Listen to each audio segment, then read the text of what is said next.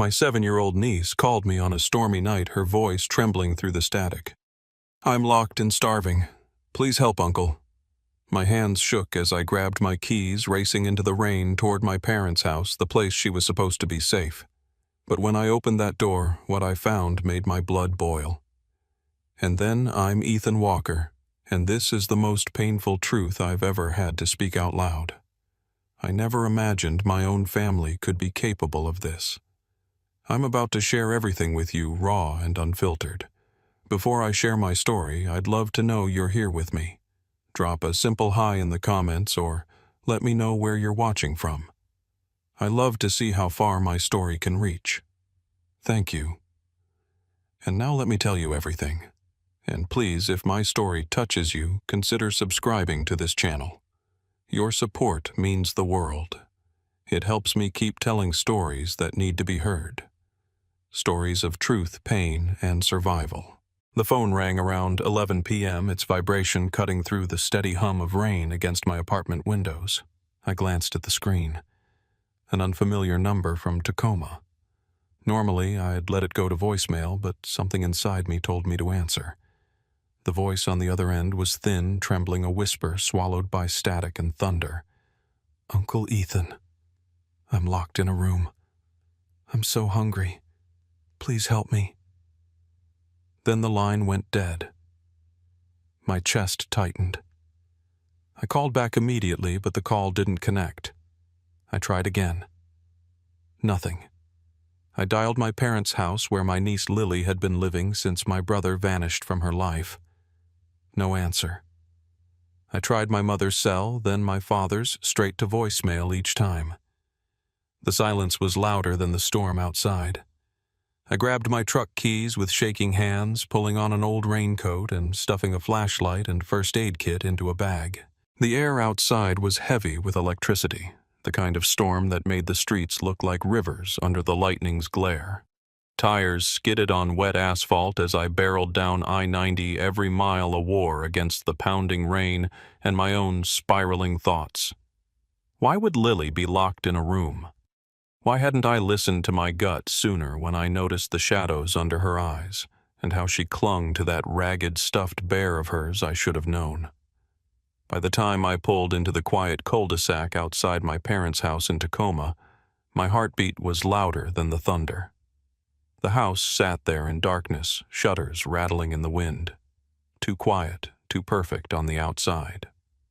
The lawn neatly trimmed, the white fence glistening with rain. A mask of order hiding rot. The front door was locked tight, no lights inside. I circled to the back, my flashlight catching on the glint of raindrops. The kitchen window was jammed but brittle with age.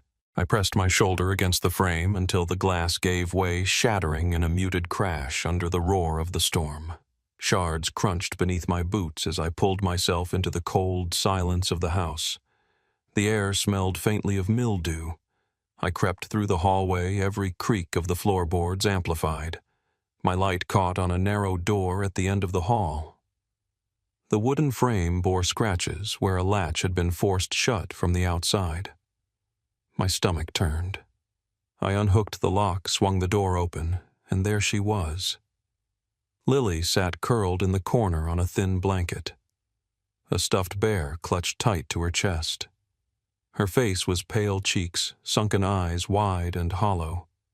A plate with a few broken crackers sat beside her. Her lips trembled as she looked up at me, and then she was in my arms, fragile as a bird. "Uncle," she whispered, her voice breaking. I wrapped her in my raincoat, my own breath unsteady as I snapped photos of the room, the latch, the crumbs, anything that might prove what I was seeing. Then I carried her out into the storm. As I drove back toward Riverview Medical Center, Lily dozing weakly against me, my mind wouldn't stop replaying the sight of that room. Why would my parents lock her in there? Why had they left her alone? The questions ripped at me as hard as the rain on my windshield. On the passenger seat, her stuffed bear lay limp damp from her tears. I noticed a small plastic bowl abandoned by the door of the storage room, streaked with what looked like dried seasoning instant noodles maybe. and on the desk in the hallway, a calendar with evening dates crossed out in red ink, patterned signs of absence. My blood ran cold. Something was deeply, terribly wrong. The ER lights felt too bright, too sterile against the storm I'd just pulled Lily out of. Nurses rushed forward as soon as they saw me carrying her, their expressions hardening at the sight of her thin frame. Dr. Emily Chen, a pediatrician on call, guided me into an exam room. I laid Lily down my hands, reluctant to let go. Blood pressure, temperature, blood work. Everything was logged with brisk precision. Dr. Chen's face tightened as the numbers came in. Malnutrition, severe vitamin deficiencies, chronic neglect. She explained in calm, steady words that Lily would need to be admitted for monitoring and long-term care. My chest ached with every phrase. I signed the forms agreeing to temporary guardianship while trying not to let Lily see the guilt tearing me apart. When Dr. Emily Chen asked about her guardians, I told her the truth. I couldn't reach them. My parents hadn't answered a single call. She frowned, noting it in the file, and said a mandatory report would be filed with Child Protective Services. For the first time, it felt real. This wasn't just my private horror. It was now a case. Evidence, paperwork, investigations. I handed over the photos I'd taken at the house, every detail I could recall. The scratched latch on the storage door, the bowl with its salt-stained residue, the crossed-out evenings on the calendar. Dr. Chen nodded grimly, telling me these details would matter. Later, when Lily stirred, I held her hand. Her fingers were cold, but she clung to me. In a whisper barely audible, she said, "I didn't know how to call you. I don't know your number." "A lady." She gave me the phone. My head snapped toward her. "What lady?" Lily's eyes flickered uncertain. She had a dark raincoat. She pushed the phone through the door with a note. It said, "Call Uncle Ethan." My breath caught. Someone else had been there. Someone who knew what was happening inside that house and decided to intervene. A stranger in the storm watching from the shadows, slipping Lily the lifeline that saved her. Who was she? Why did she know to call me? As Lily drifted back to sleep, my mind raced. I scribbled a to-do list in the small notebook I carried. Check neighborhood cameras. Ask Nancy Parker across the street. Pull cell tower data from the call. Dig into my parents' whereabouts that night. Where had they gone while Lily sat locked away in the dark? Who was the woman in the rain? Guilt pressed heavy on me, but so did resolve. I couldn't undo the years I'd been too distracted to notice what was happening. But now I could fight. Lily deserved more than survival. She deserved truth and safety and a future not defined by neglect. As the storm continued to rage outside the hospital windows, I realized this night was only the beginning. The house in Tacoma had given me more questions than answers, and the woman in the dark raincoat had opened a door I couldn't ignore. Tomorrow I would return. I had to. I went back to Tacoma the next morning with the kind of focus that comes after a sleepless night. The storm had wrung the neighborhood dry.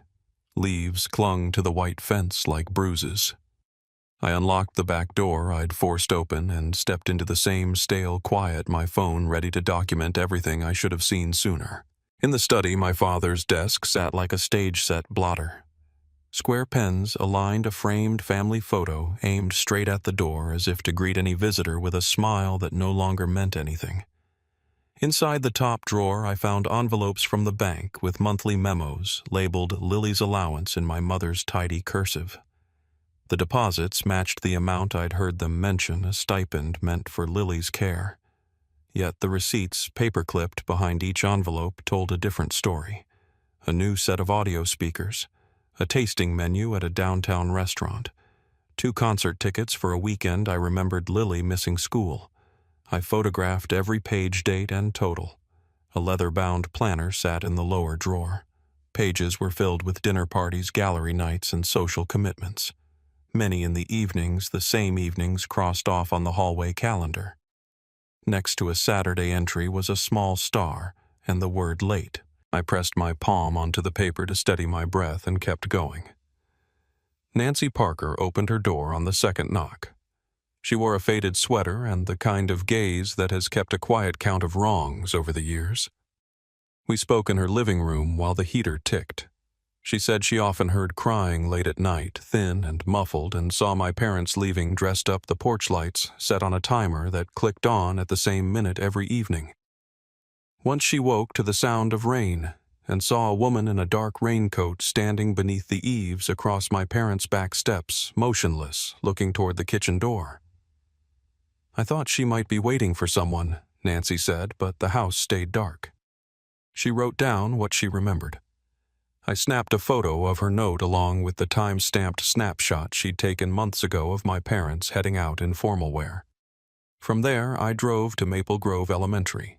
The secretary led me to a small conference room where Lauren Brooks, a young teacher with calm eyes, had a folder ready. Attendance logs showed a pattern of starts and abrupt stops. Lily present for a day or two, then absent for a week. Behavioral notes described lethargy and hunger. Staff had tried calling the listed guardians again and again with no reply. Lauren told me she'd sent emails that bounced back or went unanswered. I asked if the school could prepare a formal letter about educational neglect and the attempts to contact my parents. She nodded and promised to send one by day's end. When she said Lily often arrived clutching her worn stuffed bear and asking for just a snack, please, I had to look away to keep my voice from breaking. I returned to the house with a list of places I hadn't checked. The hallway closet held little besides a vacuum and neatly folded linens. In the study again, I crouched to check the file cabinet. An almost invisible keyhole winked from the back panel of the lowest drawer. I found the key taped under the desk drawer runner, the kind of trick you learn from watching a man who hides whiskey in the garage rafters and insists he doesn't drink. The lock gave with a soft click. Inside lay a thin folder labeled IVW in my father's handwriting. My mouth went dry.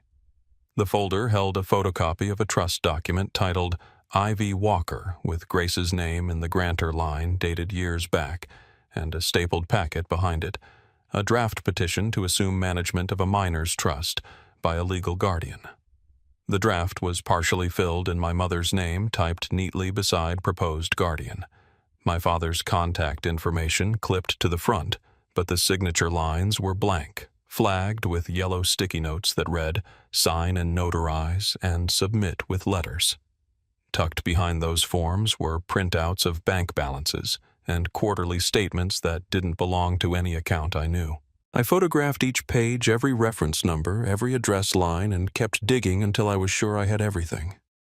I called the HOA office on the drive back to the hospital. The manager said the neighborhood didn't maintain shared security cameras. Only individual homes had doorbells with recording, and my parents had never opted in. He was willing to confirm in writing the neighborhood's general policies and the dates of community events that matched the planner entries. Another thread for the file. Back at the Riverview Medical Center, I showed Dr. Emily Chen the documents and told her what Nancy Parker and Lauren Brooks had said. She reminded me to keep my focus. Feed Lily. Keep her warm. Let the professionals record the rest. I stood at the foot of Lily's bed and watched the slow rise and fall of her chest, the cuff on her arm printing out proof that she was still here. When she woke, she asked for water and a cracker, then told me she didn't like the house when it got quiet at night because quiet means I'm not allowed to come out.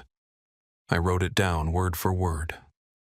Every sentence felt like a stone in my pocket, heavy, undeniable, something I would carry into whatever came next. That night at the kitchen table in my apartment with papers spread out under the lamplight, I built a full record of what had happened. Allowance deposits, luxury purchases, party dates, school absences, medical findings, the locked room, the woman in the rain, and now this, a dormant trust with my nieces, name on it, and a ready-made path for my parents to seize control. The pattern stopped being a suspicion and became a map. I texted a single line to a number a friend had given me earlier that day, a family attorney in Spokane named Morgan Hayes. "I need help," I wrote. "It's about my niece. I didn't sleep, but the night changed. It shifted from helplessness to intent. The next morning, I would put these pages on a lawyer's desk and say the words out loud. It wasn't just neglect, it was a plan." Morgan's office sat above a coffee shop that smelled like cinnamon and burnt sugar. She had a courtroom voice and an efficient way of arranging paper that made chaos look solvable. I laid out everything.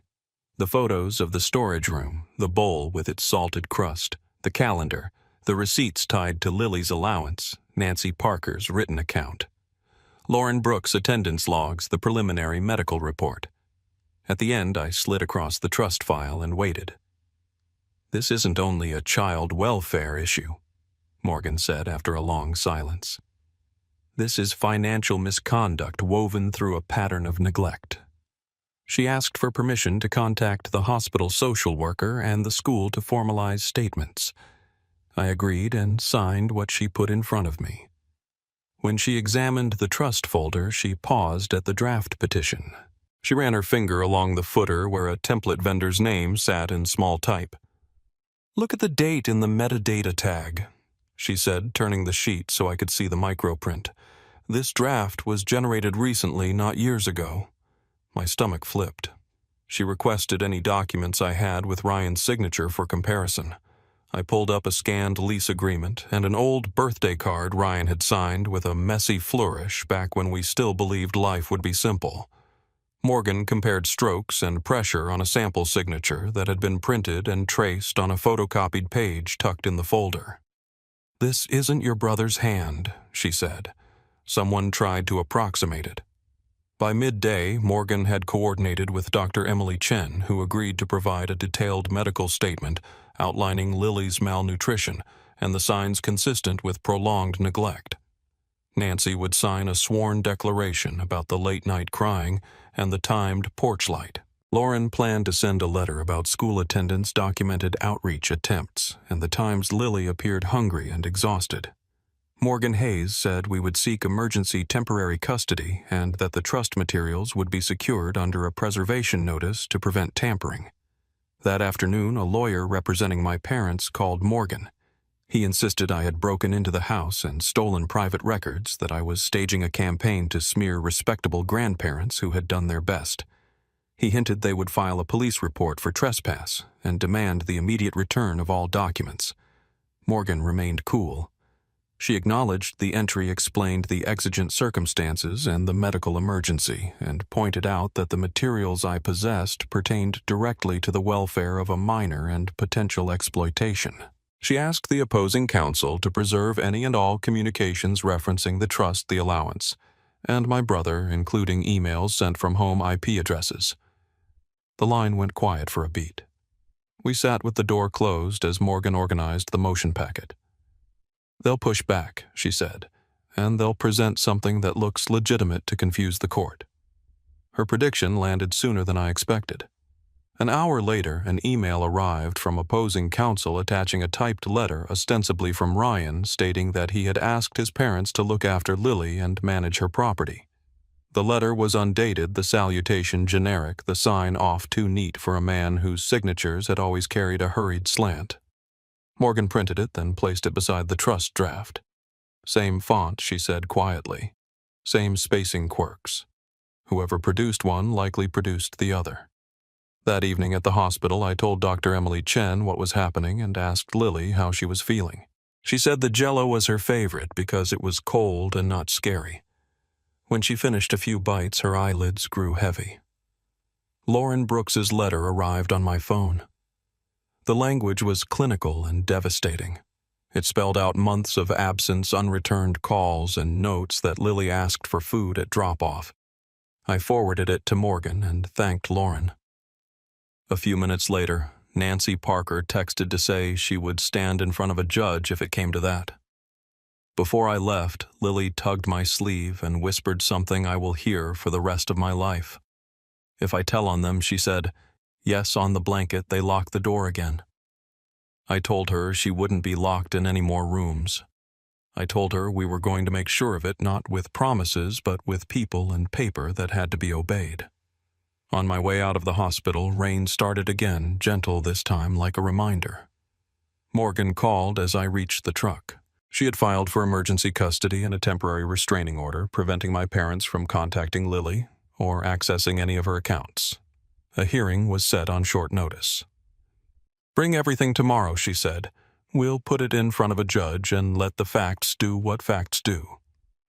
I parked outside my parents' house one last time that night, not to go in, but to see it for what it was.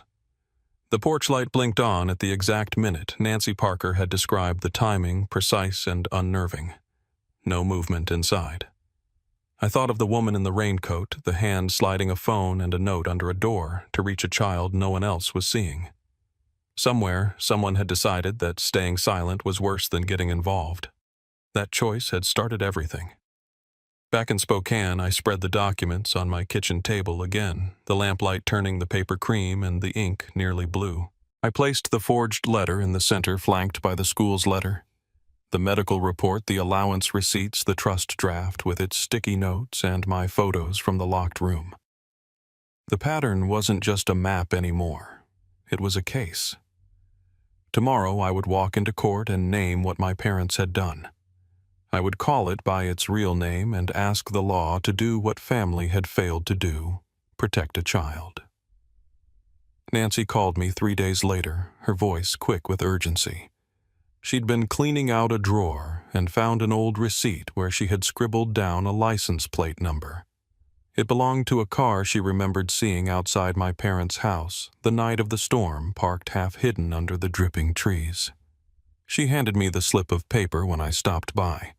The numbers were smudged but legible. I drove straight to the Department of Licensing office, my hands tapping the counter as the clerk searched.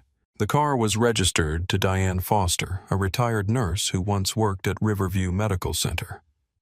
Her address wasn't far, a small house tucked behind a garden overgrown with lavender and weeds.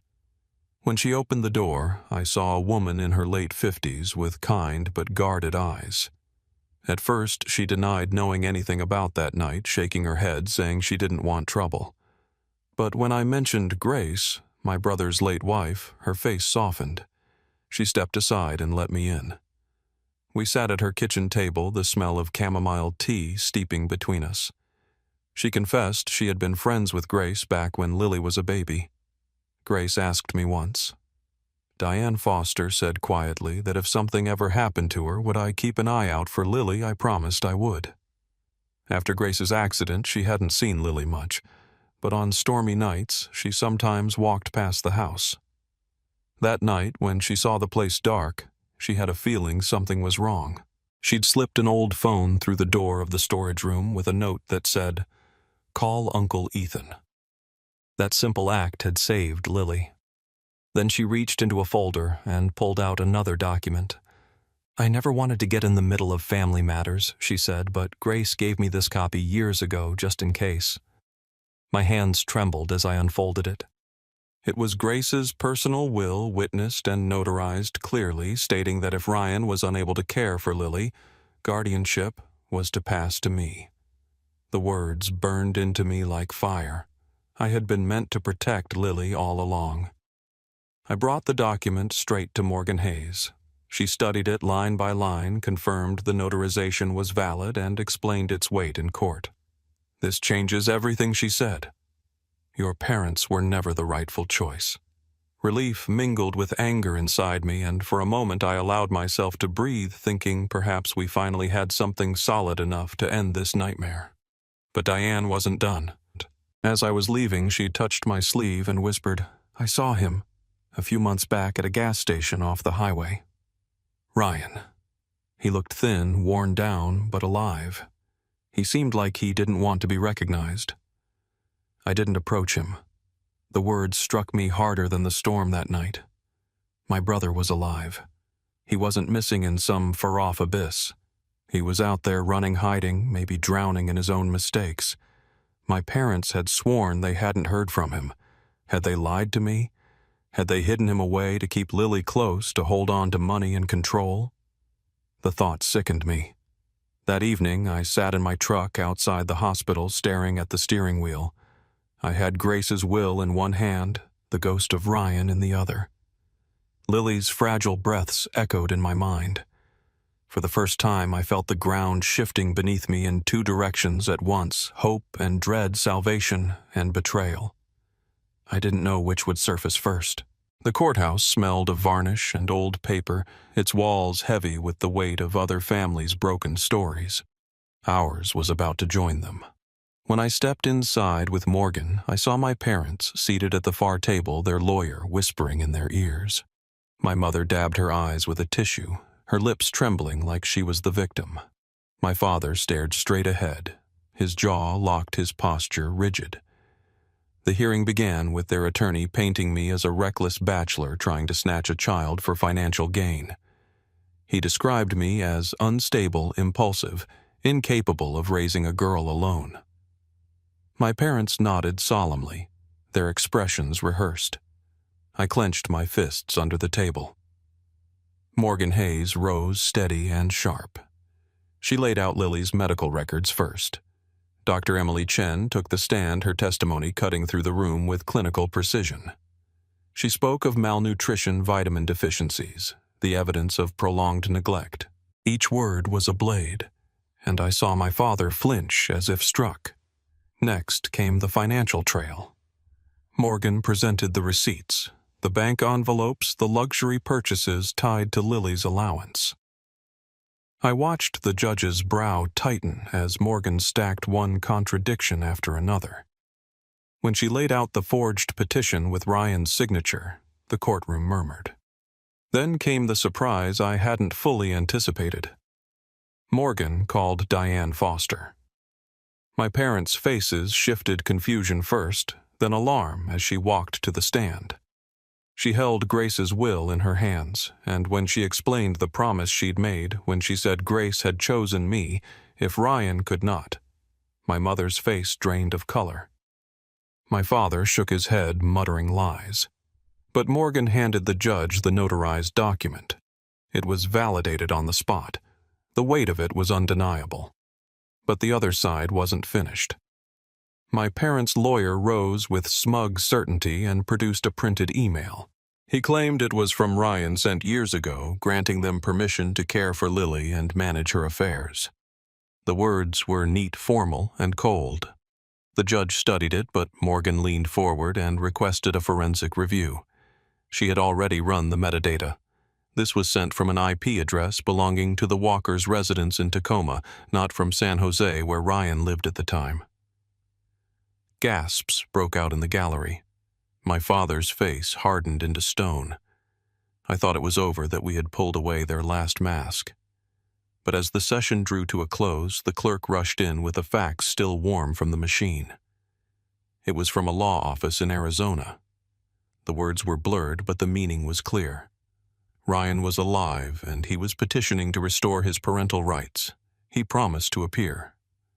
The courtroom fell into a stunned silence. My heart lurched. The brother I'd mourned, the man I'd thought lost, was not only alive, but about to walk back into the story at the very moment Lily's future hung in the balance.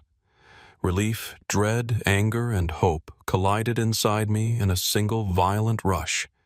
If he truly came back, everything we'd fought for could collapse, or it could finally set Lily free. As the gavel struck to adjourn, I realized nothing was settled. My parents' lies were cracked wide open, but Ryan's shadow now loomed over all of us. The truth was coming, and it would not wait. The courtroom buzzed with a restless silence, everyone sensing something was about to break. I sat at the petitioner's table, my palms damp against the wood. Morgan Hayes steady beside me. The bailiff opened the side door, and in walked Ryan. My breath caught. He was thinner than I remembered. His hair streaked with gray, though he was only a year younger than me. His shoulders slumped as though the weight of years pressed them down. But his eyes, those familiar eyes, still carried the sharpness of the boy I'd once protected. The room fell quiet enough to hear the shuffle of his shoes on the floor. Lily froze where she sat with the guardian ad litem, her little hand gripping the stuffed bear until it seemed strained. When she recognized him, her eyes went wide. She didn't run to him. She didn't look away either. She simply clung tighter to that bear, caught between longing and fear. My heart tore open at the sight. Ryan took the stand. His voice was hoarse, but his words came clear. He admitted to everything I already knew and the things I feared: the drinking, the pills, the years when grief had left him incapable of being a father. He confessed to leaving Lily with our parents because he thought they would do better than he could. Then he lifted his chin, forcing himself to look at the judge. He said he had been sober for 18 months, that he was running a small software company in Arizona, that he was ready to reclaim his role as Lily's father. He wanted custody back. The judge asked if I had questions. I stood slowly, every eye in the room on me. "Do you know," I asked, my voice breaking, "what our parents have done to your daughter? Do you know she was locked in a storage room starving while they spent her allowance on concerts and restaurants?" Ryan's eyes filled, his jaw trembling. He shook his head. "They told me she was fine," he whispered. "They said she was thriving. They said you were too busy to care, that you wanted her trust fund. They told me not to talk to you." I felt the ground tilt. He had believed them. And then in front of everyone, he said the words that cut me to the core. "My father sent me an email warning me not to trust you. He said you wanted Lily's money, not Lily." Gasps rippled through the gallery. My father stiffened his face, a mask of denial. Morgan leaned forward, her voice precise as a scalpel. She produced the metadata report showing the email had been sent from my parents' home IP address, not from San Jose, where Ryan had been at the time. The judge's eyes darkened. My mother began to sob, her tissue trembling in her hand. The thrum of justice was finally audible, like a drumbeat building in the room. But the true climax came when Lily stood. Her knees shook, her voice so soft the bailiff had to ask her to repeat it. "I don't want to live with Grandma and Grandpa," she said. Then, after a pause that seemed to stretch forever, she turned toward Ryan. "I don't want you to go away again. I just want to be safe." Every voice in the courtroom fell silent. My brother's face crumpled. He covered his eyes with his hand, tears slipping through his fingers. I wrapped my arm around Lily, steadying her trembling body as she buried her face into my shirt. I realized then that no matter what the law decided, her words had already drawn the line. She had spoken the truth none of us could ignore.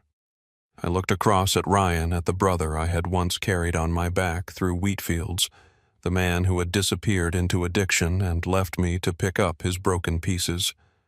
For the first time in years, his eyes met mine, not with defiance, but with something closer to surrender. The gavel struck adjourning until the following morning for the judge's ruling.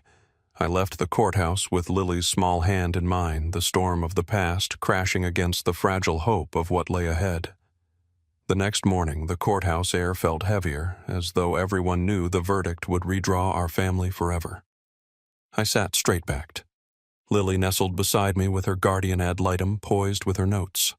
Across the aisle, my parents looked brittle, their lawyer whispering with increasing agitation. Ryan sat alone, his head bowed, hands clasped tightly. Judge Marcus Hale entered, his expression grave. When he spoke, every syllable carried the weight of finality. After careful review of testimony, medical reports, financial evidence, and legal documents, this court finds Robert Walker and Elaine Walker unfit for guardianship. Their rights are hereby terminated, and the matter will be referred to Child Protective Services for further oversight. My mother let out a sob muffled into her hands. My father's face froze as if stone had taken the place of flesh. The gallery murmured, some with pity, most with disapproval. Their fall from grace was complete. Then the judge turned to me. He held up Grace's notarized will. This document named Ethan Walker as the secondary guardian in the event Ryan Walker is unable to serve. Based on the evidence presented, the court awards full custody of Lily to Ethan Walker. He has demonstrated the capacity, stability, and commitment necessary to protect and nurture this child. My chest filled with a breath I hadn't realized I was holding. I turned to Lily, who looked up at me with wide eyes. For the first time, I allowed myself to smile. The judge wasn't finished. He turned to Ryan. You remain Lily's biological father. The court recognizes your efforts toward sobriety and rehabilitation.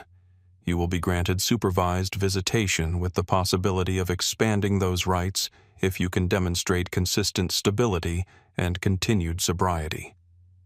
Ryan nodded, tears streaming unchecked down his cheeks. Thank you, he whispered, though I knew those words weren't for the judge alone. My parents tried one last time. Elaine reached her hand toward Lily, crying out, "Please forgive us, darling." But Lily pulled closer to me, her little frame trembling, her silence a final verdict all her own. The bailiff guided my parents out, their heads low, their reputations in shreds. Tacoma would not forget. When the courtroom emptied, Ryan approached me. He stood there shaking and finally said, "I failed her. I failed you. But you carried her when I couldn't. You were the father she needed." I swallowed hard. "You still have a chance," I said quietly. "But don't ever vanish again." Lily hesitated, then gave him a small hug, tentative but real. Ryan broke down, clutching her gently, promising he would fight to stay present. Back in Spokane, weeks later, life began to take shape again. Lily shared a room with Caleb, who taught her to shoot hoops in the backyard. Hannah baked her cookies shaped like stars. The color returned to her cheeks. The shadows beneath her eyes softened. One morning, as we sat under the apple tree Hannah had planted years ago, I watched Lily laugh as blossoms fell in her hair. The tree was blooming for the first time, and it felt like a sign that something broken had begun to mend.